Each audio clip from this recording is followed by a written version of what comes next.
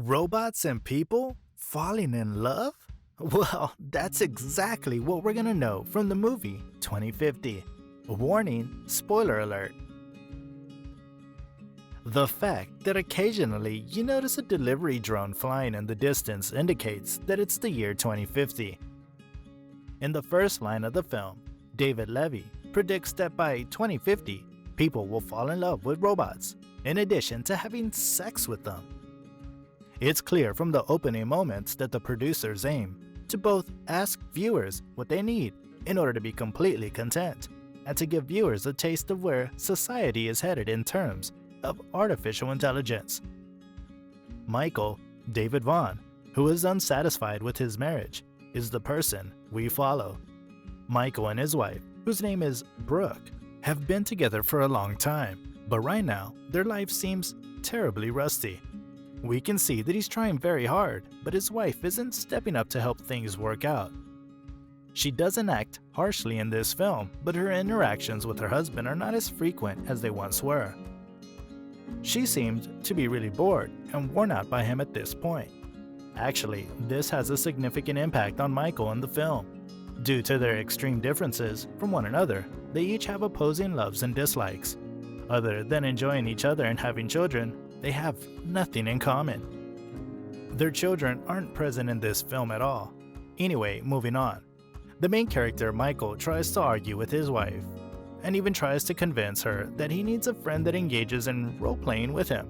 Then he muses over the possibility of the sex bots or e-mates in general. Even his brother-in-law has one. Michael grows bored with his marriage as Drew, his brother-in-law, explores his relationship with his e-mate, Quinn. He makes an effort to liven up the bedroom, but Brooke only chuckles. He has 2 small children and is a worn-out husband. Michael becomes intrigued by the idea of a synthetic mate after spending a night with his freshly acquired sex bot owning brother. He introduces Michael to Butterfly Chasers, a rental and purchasing facility with the unfortunate moniker. Michael comes to check out the club.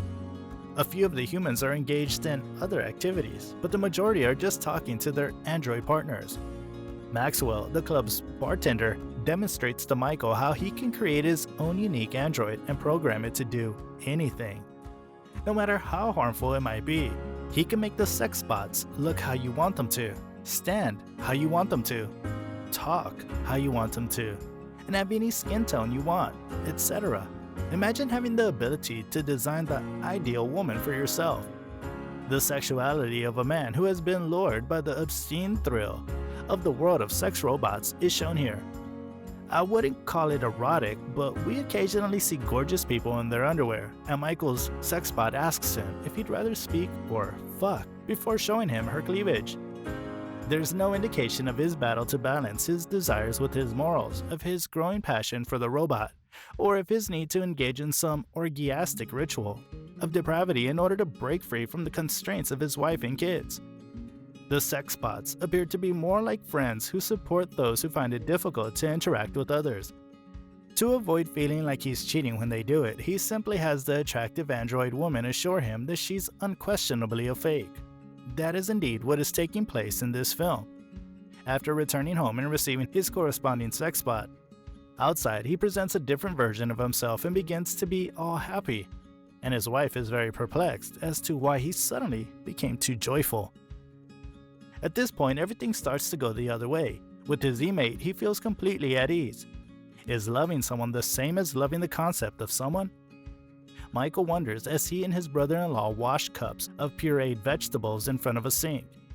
Michael produces Sophia, a stunning blonde with piercing blue eyes, on his second visit to the pub.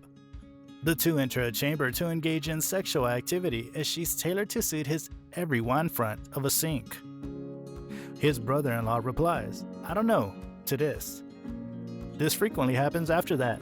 At first, there's only a sexual component to the connection, but eventually, Michael starts to think Sophia is his true love.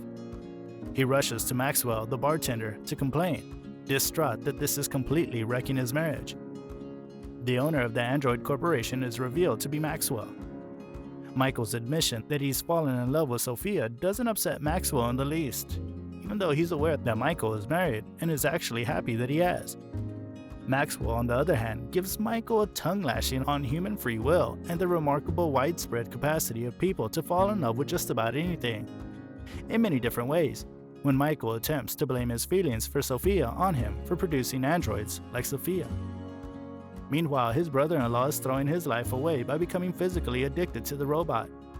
After losing his girlfriend to a robot, he begins to improve himself. After changing himself and becoming a good person, he went to see his ex and learned that she was completely happy with herself. This led him to realize that he made the changes for himself, not for any other girls in the world. Michael's brother-in-law now lives with one of his own after losing his partner to a sex bot. Michael is cheating on his wife with the lifelike sex bot he owns. Meanwhile, the wife cheated on Michael with a real person, and she became all sorry for what she did.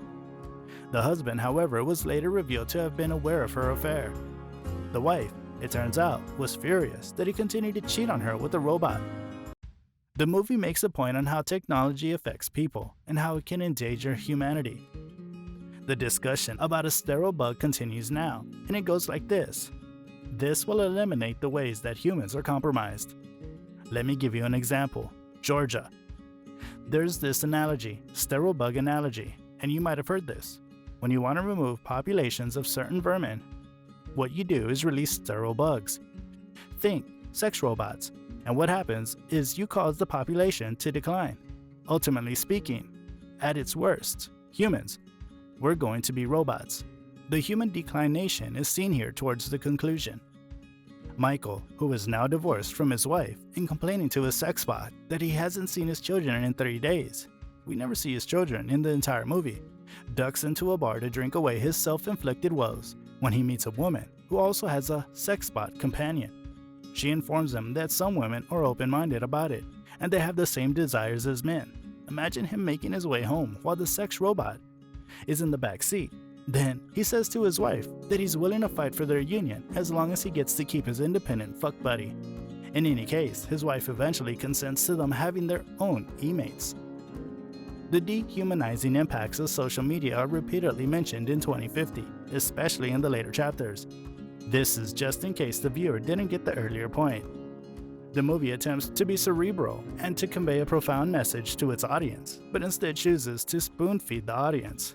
Additionally, I found it annoying how the movie kept presenting social media as a relatively new phenomenon rather than something that's been around for years, let alone in the year 2050. The end.